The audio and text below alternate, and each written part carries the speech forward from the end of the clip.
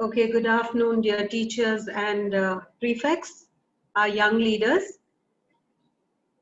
We've been having a good 5 sessions already, and before we move into session 6, we just do a little bit of recap. Okay, we'll see how much of what we have learned during the past weeks have we actually applied in our day-to-day lives. Okay, let's quickly do a recap. What are the lessons that we have learned this far? Leadership is influence, nothing more, nothing less. And we learned that we need to be positive influencers. Then in session 2, unit 2, we learned a leader is one who knows the way, goes the way, and shows the way. Someone who has a vision and and a mission to accomplish that vision. Unit 3, image is what people think we are. Integrity is what we actually are. And in this unit, we learned how important it is for us to walk the talk. Unit 4, leadership develops daily, not in a day. Unit 4 taught us that growth is a progressive action, a progressive motion, and unless we are conscious about it, it will not happen. Then in Unit 5, we studied about people who take initiative, and we also learned that the ones who take initiative and work hard may succeed or may fall. But anyone who doesn't take initiative is almost guaranteed to fail, right? So we have done influence, we have done vision, integrity, growth, and initiative. We have finished 5 units, and before I move to unit 6, let's see whether these 5 units has helped us to change ourselves for the better. Okay, I've put up 5 self-reflection questions, and I'm going to encourage you to open up and speak, boys and girls. This leadership meeting is for us to bond together, to be able to understand one another, to be able to support one another, and most importantly, give you that experience of being leaders. So you must learn to open up and speak. Okay? Question 1. Whom have I influenced in a positive way? Okay, so I'm just going to call out somebody's name, and please don't get intimidated. We are a family, and I want you to open up and share. If you are unable to share, please let me know so I can move to someone else. Question 1, whom have I influenced in a positive way? Bridget, can you share with us? Is Bridget in?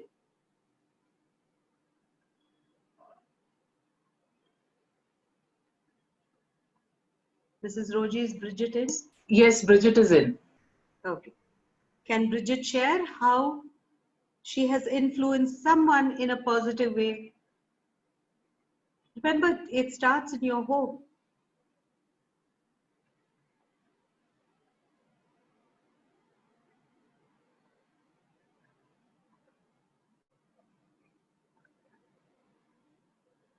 Okay.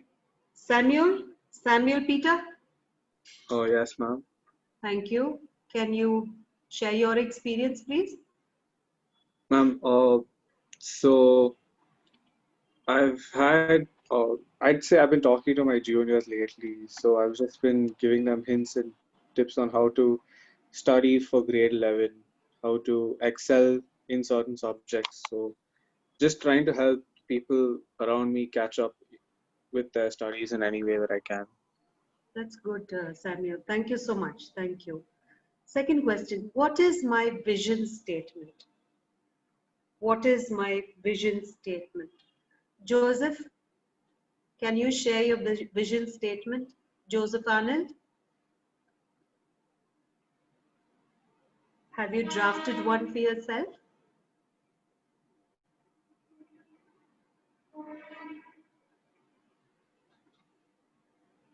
Anyone ready with? Yes, ma'am. Excuse me. Yes, Joseph. My vision status hasn't really. Speak up, Joseph. Please speak up. Yes, ma'am. My vision status hasn't really changed too much. It's been definitely like I've added definitely a few things over during this seminars, but Okay. it's mostly the core of it is to continue to excel in whatever spheres I've been given the opportunity to, and whenever I excel, to always glorify God and give the glory to Him. Excellent. Thank you, Joseph. Thank you so much. Question 3. Where have I had the opportunity to be a person of integrity? Sad.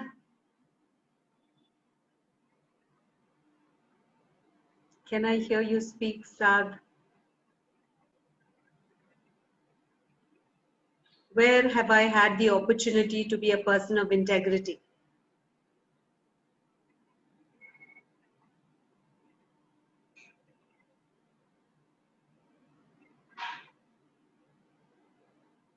Mika, are you there? You can speak as well if you want.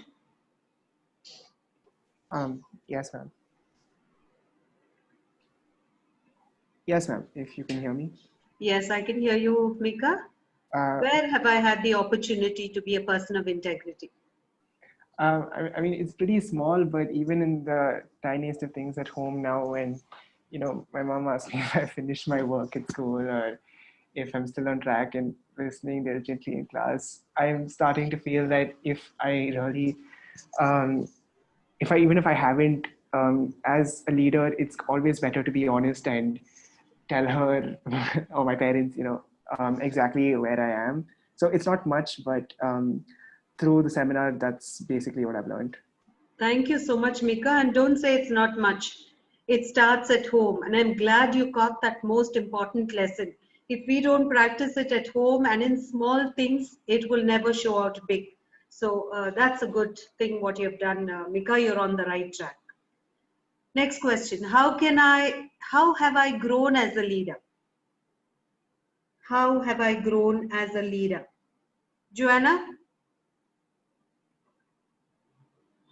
Yes, ma'am. How have I grown as a leader?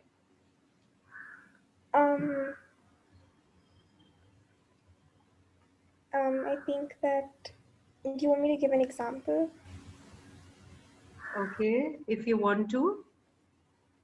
Or any quality of a leader that you have adopted and it has shown. It has reflected in your day-to-day living. Even that you can share. Okay, I think, okay, so recently I had this choir thing that I had to do, and so that was an opportunity, and I learned a lot of stuff from that. Okay. Just things like listening to everyone's opinions and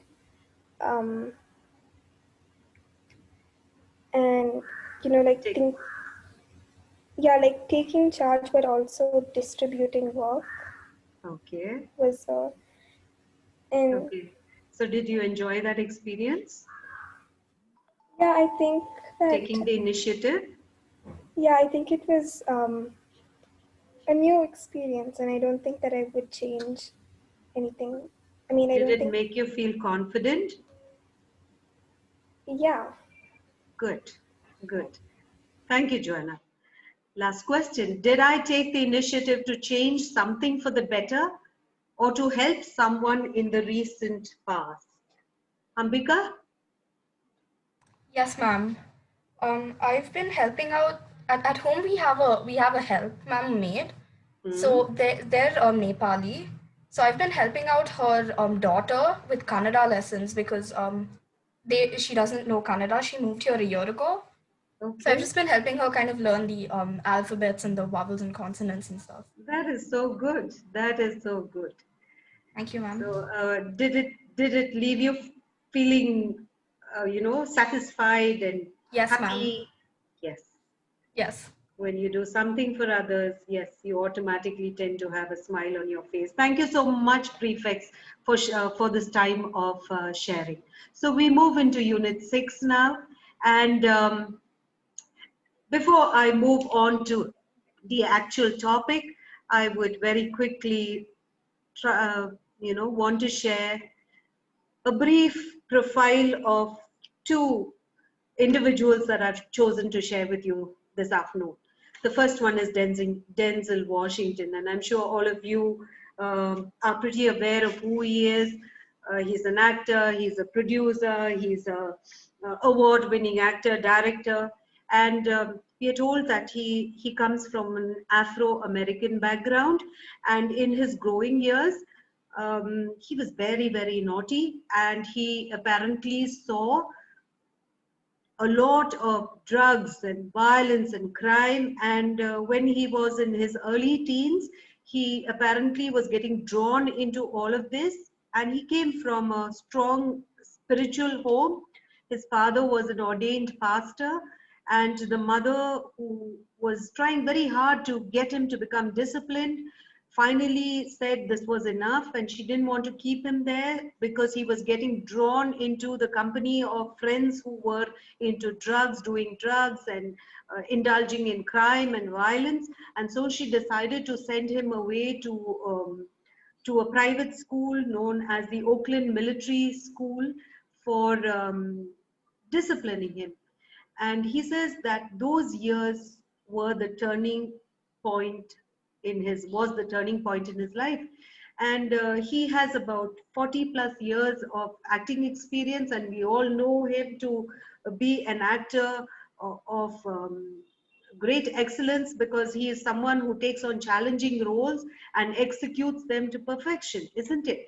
And this was one man who says, I found it difficult, but then I followed a strict regime, a routine, a schedule, and I had certain fixed things that I was supposed to do and not to do, and that has been the secret of my climb up the rungs of the societal ladder and the movie industry. And he says that his strong faith in God helped him to achieve what he could achieve. So that's Denzel Washington. Now, here is another picture of another lady. Her name is Bethany Hamilton. And Bethany Hamilton was only 13 years old when she already loved surfing. And she was out in the ocean surfing with her best friend. She was only 13 years old when out of the blue, a 14-foot shark attacked her and bit off her left arm. And she went through a very, very traumatic experience, because she wanted to end up as being one of the top surfers in the world. And here she was, only 13, her dream lay shattered at her feet. And we're told that miraculously she came back to what she loved doing most. And within 26 days, she was back on the surfboard, a custom-made surfboard, and she was back in the water. And within a couple of months, she enrolled and took up one of the first major tournaments of her life. And today she is considered to be one of America's top women surfers. And she's a happily married woman with 2 children. And she says what she achieved was because of certain things that she did in her life. There were so many points in her life where she wanted to give it up and run away from it all, and even give up on living. But then her strong faith in God and certain things that she did helped her to get back on track. And so these are 2 stories that I've shared, and then we move into the passage of the unit of self-discipline. Okay, it's a very difficult word for some of us who are so used to just getting up every day and doing whatever we want without anything planned, and taking things on in the spur of the moment, right? So this lesson is for all of us, and we hope that we learn rich lessons from today's session. Now, we are going to look into the Bible. We have looked into 2 characters from today's world, and we are going to look into the Bible to see what examples we can learn from Daniel's life. I'm just going to read a summary of all those references quoted there. Daniel lived in a foreign country where many people did not know God. He was very good at his job and proved to be more capable than all the other officers. But this made the others very jealous of him. They wanted to find a way to have Daniel fired, and they couldn't find any fault with him. So they decided to use his faith against him. They convinced the king to make a strict law declaring that it was illegal to pray to anyone other than the king. If anyone was caught praying to anyone other than the king, they would be thrown into a den of lions. But when Daniel learned that the law had been signed, he went home and knelt down as usual in his upstairs room with its windows open towards Jerusalem. He prayed 3 times a day, just as he had always done, giving thanks to his God. Then the officials went together to Daniel's house and found him praying and asking for God's help. So they went straight to the king and reminded him about his law. Hearing this, the king was deeply troubled, and he tried to think of a way to save Daniel. He spent the rest of the day looking for a way to get Daniel out of his predicament and thrown into the den of lions. The king said to him, "May your God, whom you serve so faithfully, rescue you." Very early the next morning, the king got up and hurried out to the lion's den. When he got there, he called out in anguish, "Daniel, servant of the living God, was your God, whom you serve so faithfully, able to rescue you from the lions?" Daniel answered, "Long live the king. My God sent his angel to shut the lions' mouths so that they would not hurt me. For I have been found innocent in his sight, and I have not wronged you, your majesty." We're all familiar with the story of Daniel, isn't it, boys and girls? And just to summarize a little bit about Daniel and the background, now this happens much later in Daniel's life, the reading that we just went through. Now, Daniel was someone who was in Jerusalem, and when the Babylonian king Nebuchadnezzar attacked Jerusalem, and when kings in those times attacked places, they not only took away all the wealth and all that there was for them to beautify their own kingdom, but they also identified young individuals who were strong and healthy and skilled and talented, and made sure that they dragged them back all the way to their own kingdom so they could train them and use them for their services. Okay, so Babylon went through a lot of this many times of deporting captives from Jerusalem to their own kingdom so they could use their expertise. And so in one such deportation, we see Daniel being brought to Babylon. And after the king had informed his officials to search for able-bodied men, the criteria was able-bodied men, handsome men, skilled workers, intelligent, and someone who had common sense. So they identified young souls like this and dragged them all the way back as captives. And so Daniel reaches Babylon. And here in Babylon, he had to go through 3 rigorous years of training to be able to be put into the king's service. So he goes through all this training. And we see that through all of it, remember, he's a captive, he's come to a foreign land. There's so many other things which I will not tell you now. You have to identify it later. But here he is.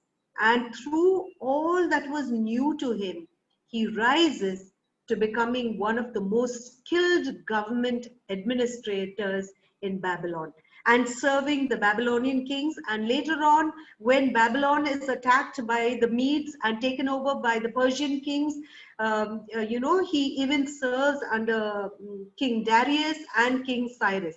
So this happens during King Darius's time.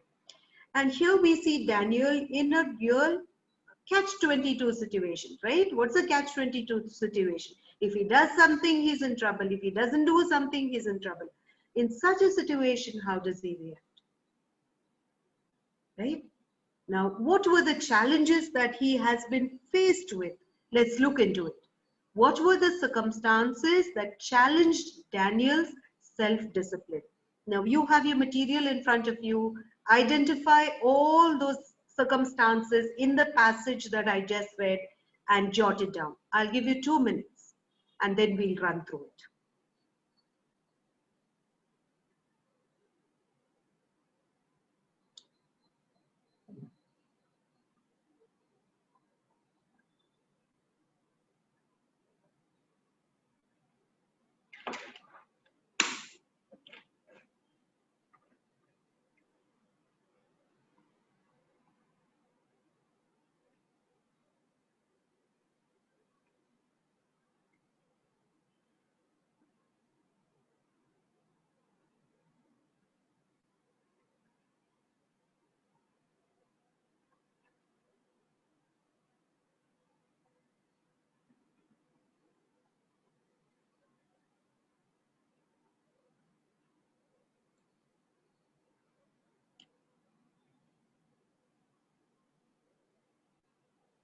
All the circumstances, all the situations, all the difficult instances in his life.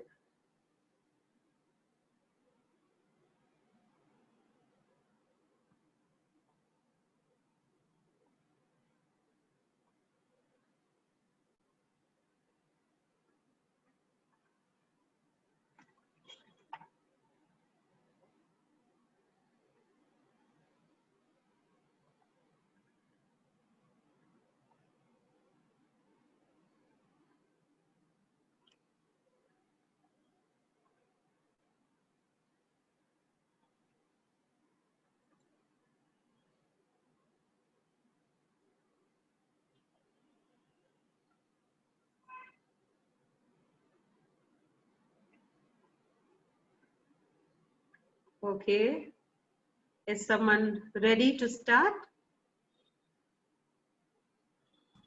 Ma'am, I feel that one circumstance was he was in a foreign country where people did not know God. Yes. Anyone else? You're right, Joseph. Go on, guys, quickly. That there was a strict law made by his the jealous officers who were jealous of him. Yes, Daniel, thank you. I want others who haven't spoken this far to speak up. He was living in a country where people were forced to worship the king, and He was? he lived in a country where people were forced to worship the king. And Yes. Yes, a strange culture which he was not used to, right? Thank you.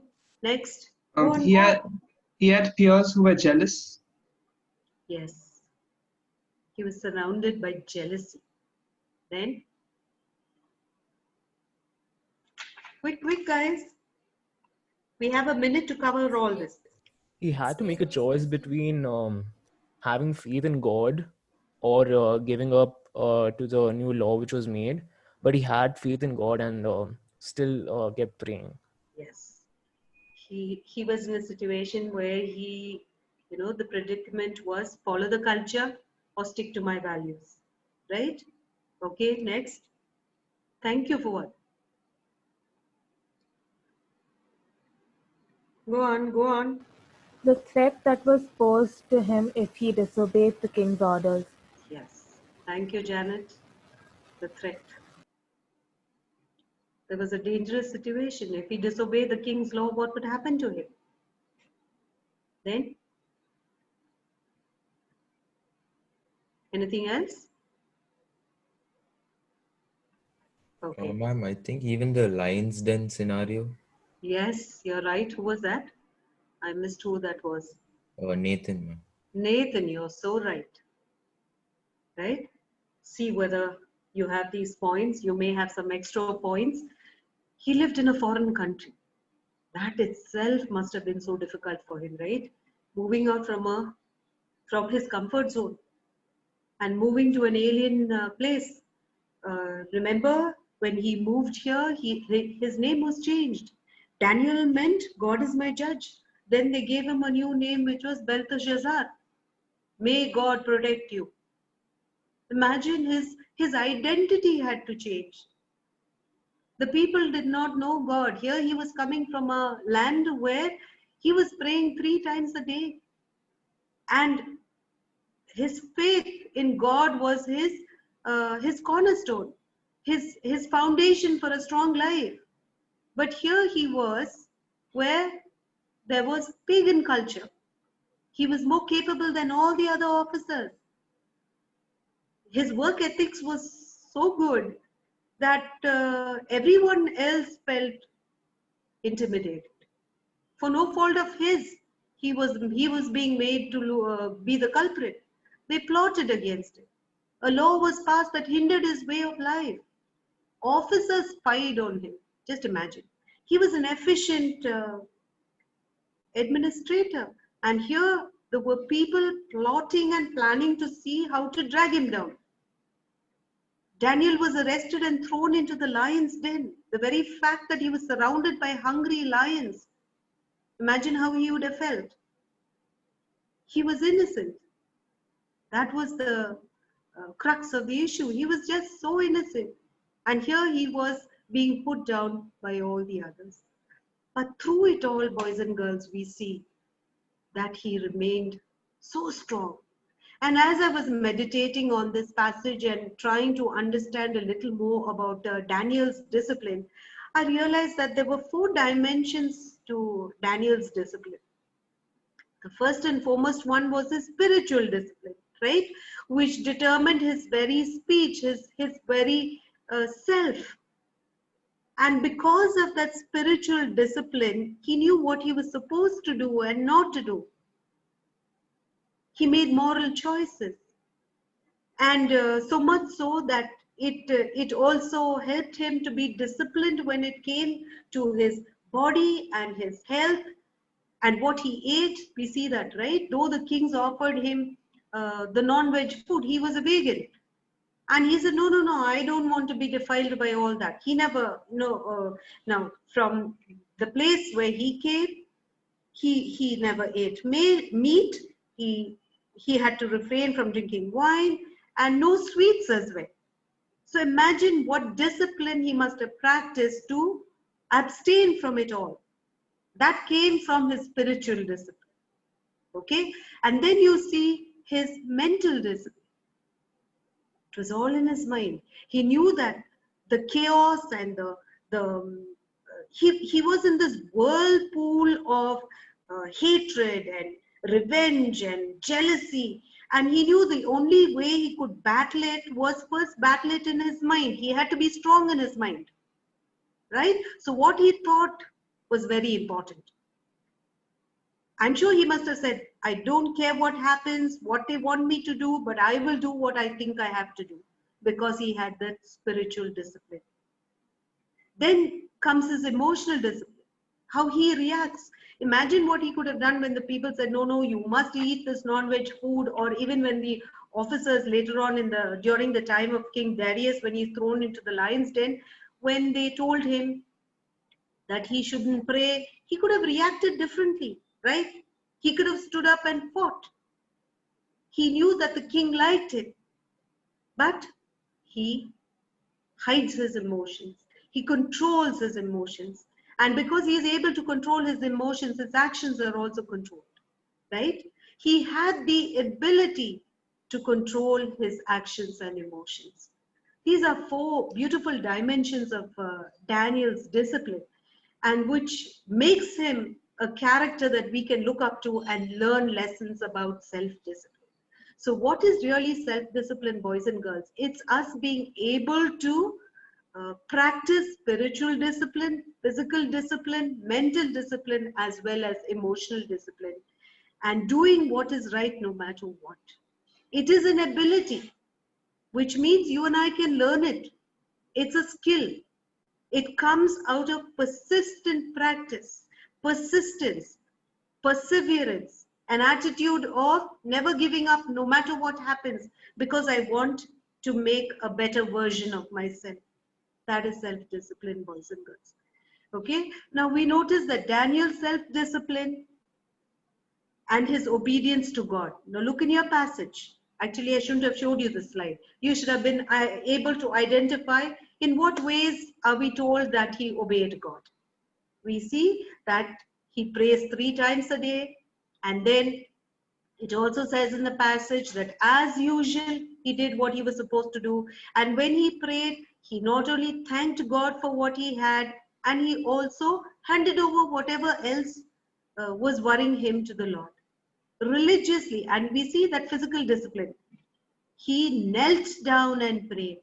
The spiritual discipline was praying 3 times. But what is his physical discipline? The attitude towards prayer. He knelt down and prayed 3 times a day. He asked for God's help. See, he didn't depend on his emotions and his mental stability. He asked God for help, just as he had always done. The word always says that he had developed a habit. It was a practice. It was self-discipline. Okay? Now, why should we obey God, boys and girls? I told you, among those 4 dimensions of its discipline, the most important discipline is the spiritual discipline. Now, why should we have spiritual discipline? What are the benefits of obedience to God? You learn to walk with God. Because when you're obeying His word, you know, there is no way you can go off track. Even if you go off track, the Lord and His words, His caution, His blessings will pull you back onto the track. You hear His voice. When you're on track, you tend to hear His voice. You know, I'm reminded of the Psalm 23, and when you read about the Lord's my shepherd, I shall not want. Why does the psalmist David compare, you know, the Lord to the shepherd? Of course, David was a shepherd.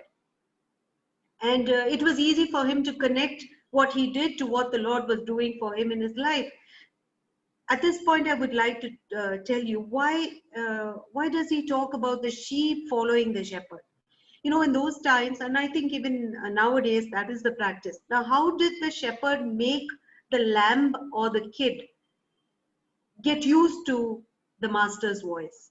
Though they used a very cruel practice. You know, the little ones, the lamb's leg was broken, fractured leg, so the lamb couldn't walk. Then the master would take and put the lamb on his shoulder and, you know, take the rest of the flock to graze. And every time the shepherd gave out commands or spoke to his sheep or instructed the sheep, the little lamb would always, being on his shoulders, would always listen to the voice. So when the leg healed, that was enough time for the lamb or the kid to get used to the master's voice.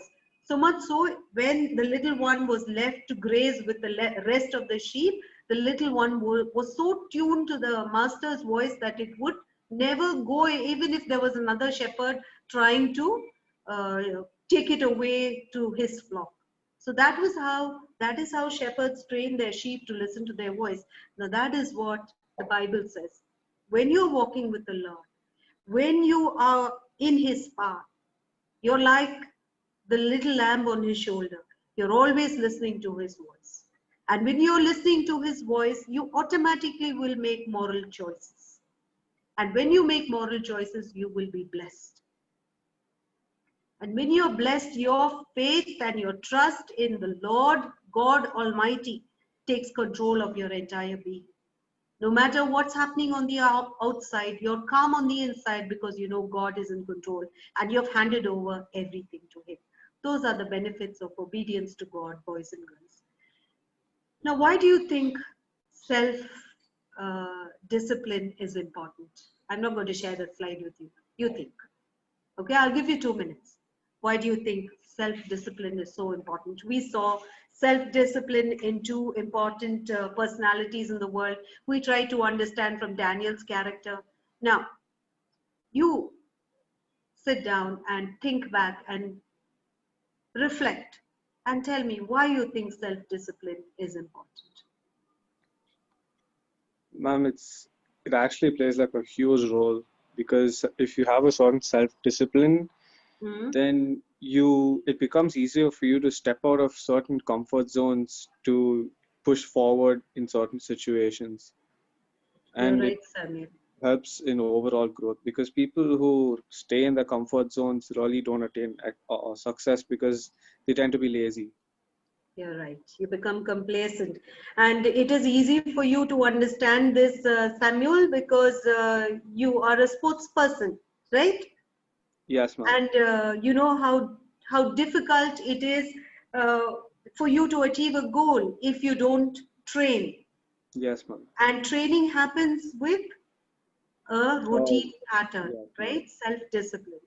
Yes. So in other words, you're telling me that self-discipline helps you come out of your comfort zone and focus on your goals. Yes, ma'am. Okay, thank you. Anybody else?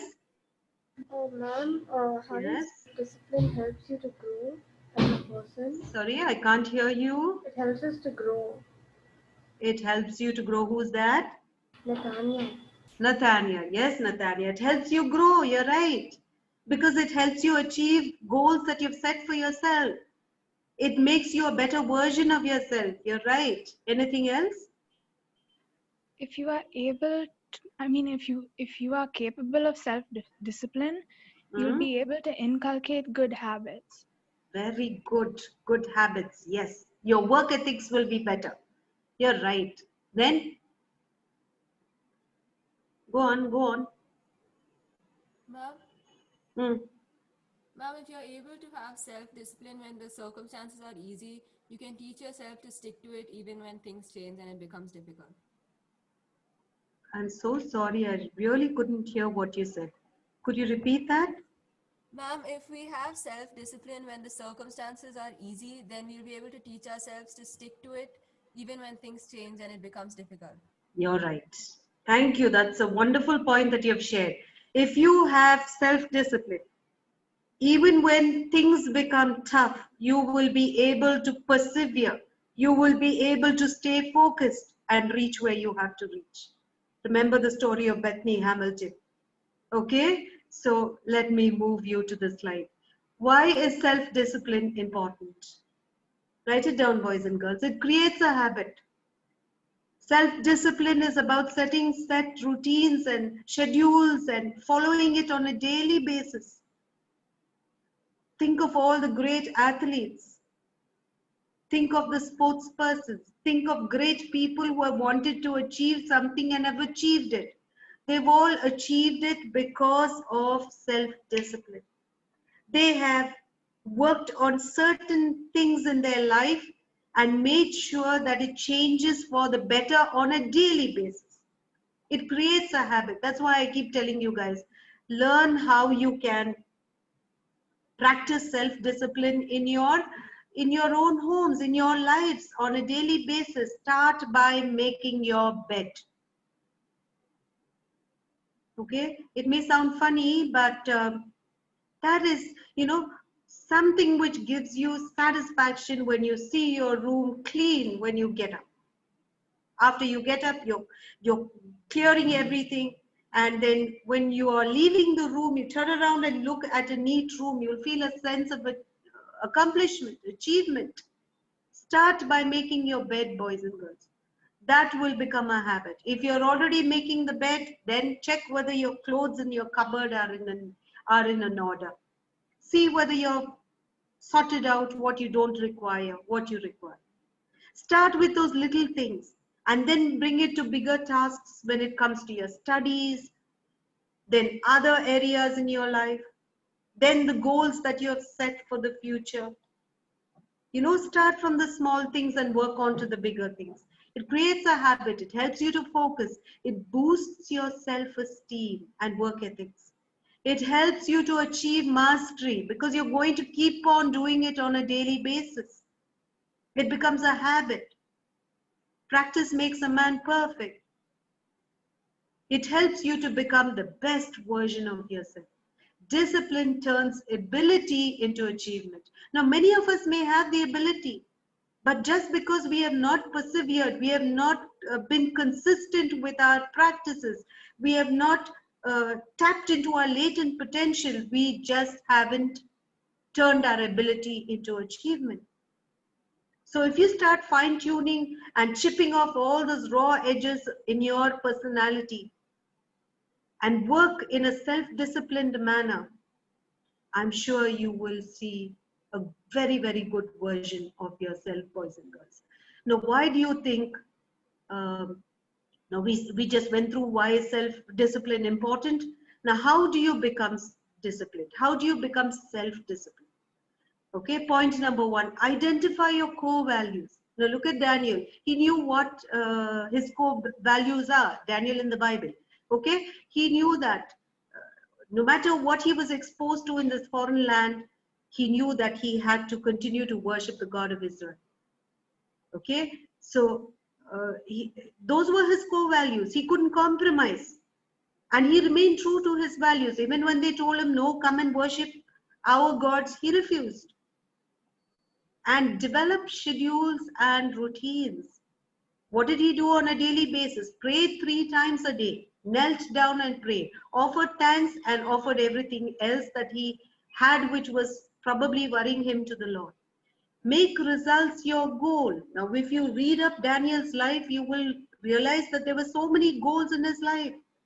Now, he came as a captive, but then he knew that he was going to be trained to be taken into the king's service, and so he worked hard. And from a captive became one of the most skilled government administrators. And we see that all of them were jealous of him, right? Challenge your excuses. Now, this is one point that all of us have to keep track of, boys and girls, because when we are trying to work towards self-discipline, there's always an excuse. So in your book, write down, what is my excuse?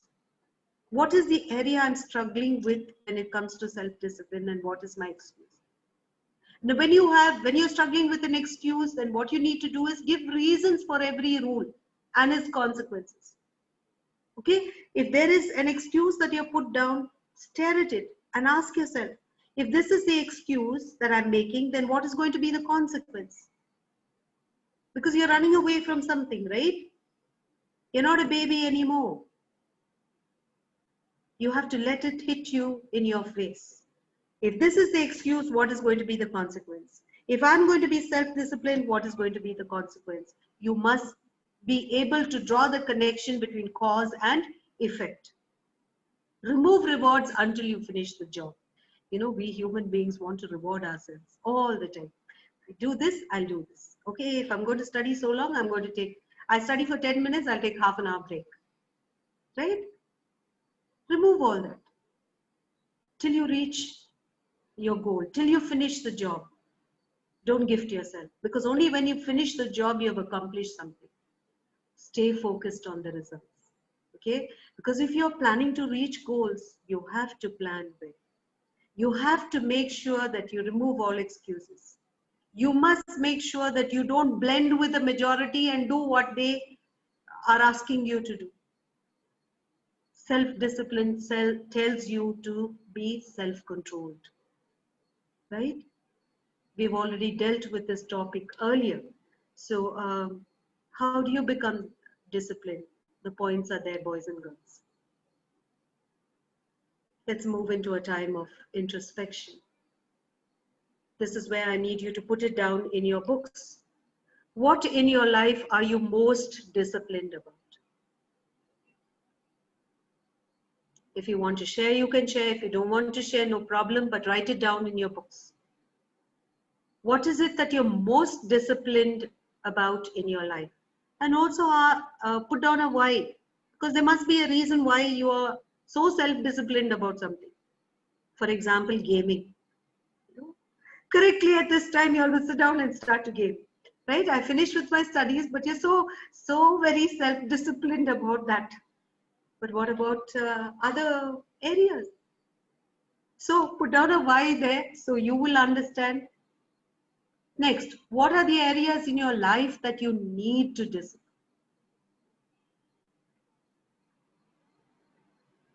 Is it time management? Is it your academics? Is it your emotions? Is it your actions? I don't know. Put it down there. So you start working towards removing or reducing that negative in your life. When do you lose control of your emotions? When somebody accuses you, or when somebody shouts at you? I don't know. Write it down. When do you lose control of your emotions? When do you lose control of your actions? Okay, we have to learn from Daniel's life. Spiritual discipline, physical discipline, mental discipline, emotional discipline. I am a good leader when I'm able to control myself in any and every situation. But as human beings, we might tend to falter. We may not be able to control our emotions and our actions, but we should try very hard. It's a conscious effort, boys and girls. It's an ability. Self-discipline is an ability. When I say ability, it's a skill. It's something you and I can learn. And believe me, boys and girls, if you learn this when you are young, there's no stopping you. If you learn all that we are trying to inculcate in you as leadership skills and qualities, you know, you will become very, very strong individuals in the future. So, what is self-discipline? Can someone fill in the blank? Just give me the first blank. Someone give me the first blank. Self-discipline is the... Is it ability, ma'am? Thank you. Okay, one blank down. 3 more to go. Self-discipline is the ability to... Control. Thank you, Sarah. Control your... Emotions. 1 minute. Who is it? Thoughts. Thoughts, who was that? Emotions. Okay. You all are coming out so fast with it. Too good. Self-discipline is the... What did you say? Ability. Is the ability to control your thoughts and actions. So if we know what self-discipline is, why can't we try and practice it? Okay? Self-discipline is the ability to control your feelings and actions. Your feelings and actions. Because you know, if you are not able to control your feelings, it's going to come out as something else. Somebody said this, I'm angry, so I go and hit him. Okay? So self-discipline is the ability to control your feelings and actions. And as John Maxwell has so beautifully put it, you'll never change your life until you change something you do daily. Okay? So what is it that you're not doing right daily?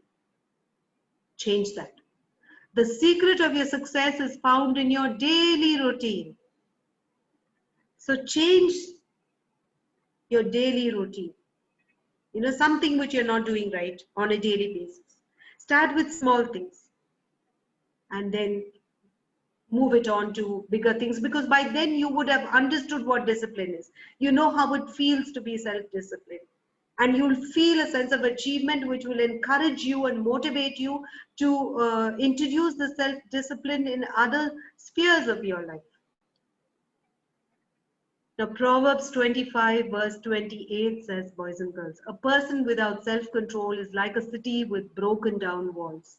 I've already dealt with this verse, right? And I've told you how in those olden times, every fort, every city was fortified. They had huge walls, and that wall was supposed to protect the city from invasions. Now you and I are the cities, and if we don't practice self-discipline and other virtues and build this strong inner wall, you and I will be exposed to the onslaughts of Satan. very easily Satan will be able to attack us. And very easily we will sway with the rest of the crowd.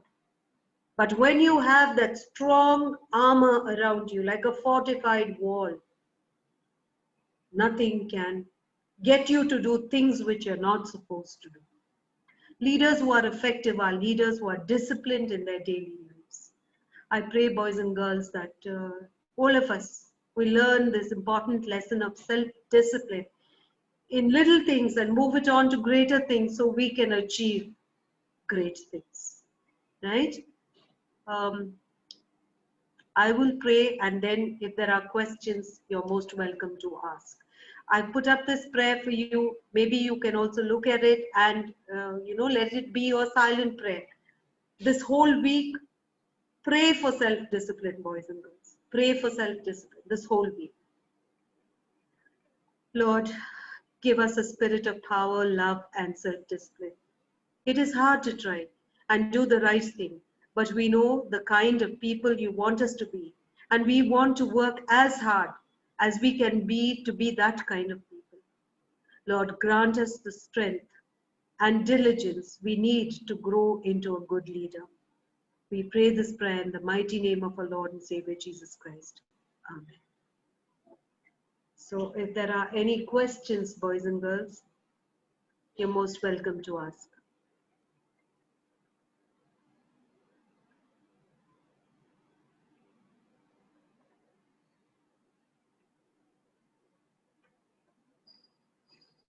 Any questions? Teachers, you're most welcome to join in and add on to what I've said.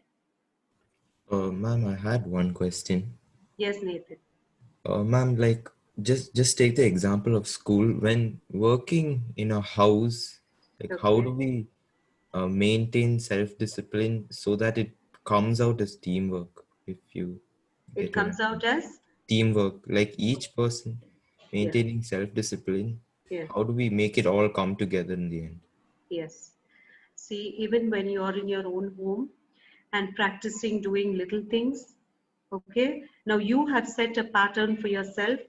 Maybe now, let me give the example of Teachers' Day celebrations. Okay, now all of you are so busy trying to coordinate.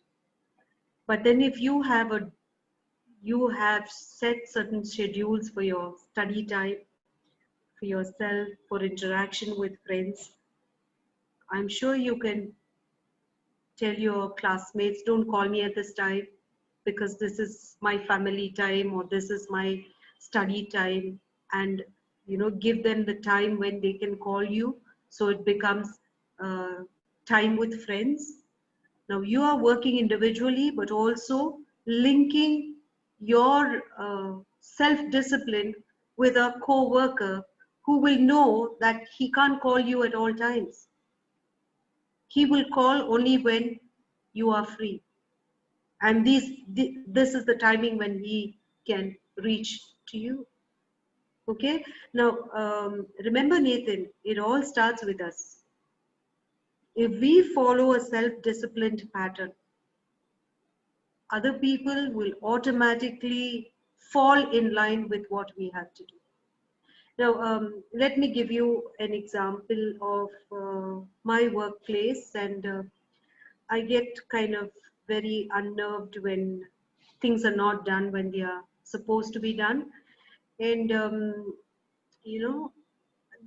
we have group meetings in the morning, and there is a set pattern of how we function in school. And, I made sure that those who report to me understand this pattern, and we meet daily or weekly or so on and so forth. So if they are not there, then it kind of upsets the whole working pattern. So they have understood that this is the schedule that I have kept, and it is important for them to fall in line with it for us to achieve common goals. Okay? So it starts with us. You may feel now that you're in school and how do you work as a team, but the things that you set for yourself will ooze out of your personality, and people will see that.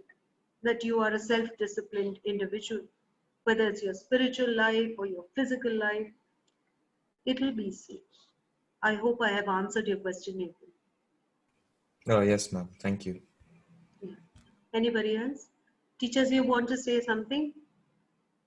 I'm not sure if Principal Sir is here. Sir, are you here? Yes, ma'am, I'm here. Thank yes, you. Sir. Would you like to add on something, sir? Yeah, I mean, Daniel is one of my favorite characters in the Bible and one of the excellent examples to follow, in terms of as a student and as an employee, the way he excelled himself because of his self-discipline. One of the things, I always say when I talk about Daniel is, Daniel was equal to the prime minister of the country. And yet he had time to spend, to pray 3 times a day. And he actually did not pray in his office. He went home, opened the doors of his window, and he would pray looking towards Jerusalem. And today also, if you research that, it's about 45 minutes each time. Each prayer is about 45 minutes, So, boys and girls, none of us have excuses. If Daniel could do it as the prime minister of the country, each one of us can certainly practice our spirituality, practice our disciplines in work and in every aspect of our life. Secondly, as Nathan was talking about group work, it can get very frustrating when others are not disciplined and you are. And I think that's the struggle of being a perfectionist, isn't it? When you are struggling, you are doing your work correctly and others are not. But self-discipline is also about patience, isn't it? It's not losing your temper when others are not able to fall in line. And it's about being patient and caring and loving and persuading, time and again persuading to get with the program, and helping them along. So that is what God expects of us. Yeah. Thank you, Mrs. Manoj. God bless. Thank you, sir. Thank you, sir. If there are no more questions, can we end this meeting? Yeah, let's go ahead. Thank you, boys and girls. Have a good evening. Thank you, Mrs. Manoj. Thank you, ma'am. Thank you, Mrs. Manoj. Thank you. Thank you, ma'am. Thank you, teacher.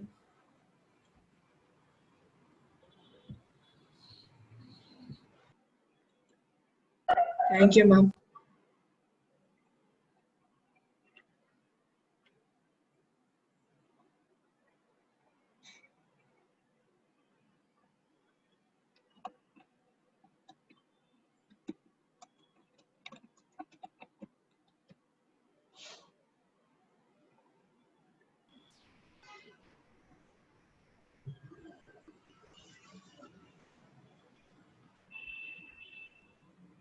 Was anyone missing Mrs. Abraham today? There would be, because total came up to 61. Okay. That's including 3 of us, and then I think 60. Sir also joined, so there would be about 3 or 4 who wouldn't have come. Okay. Check with Mrs. I'll check with Mrs. Anjana. Now we have to find out if it's the same Joel who is missing. Okay. Nathan and Shania, we are waiting for you to log out. Saad, you as well. Ruth, there were a couple of chat responses also. Oh, the children had, yeah, so that's okay. But then I think some other students brought it out, and then it was there in your slide that came up subsequently. What was the chat? Allows you to stay within moral boundaries. Okay. See, okay. Because when we are presenting, we can't see the. Yeah, it becomes difficult. You have to keep going to that. Yeah. Saad, Shania, log out. Okay, Mrs. Abraham, I'm going to end the meeting. Okay, thank you so much. Thank you, ma'am. Awesome.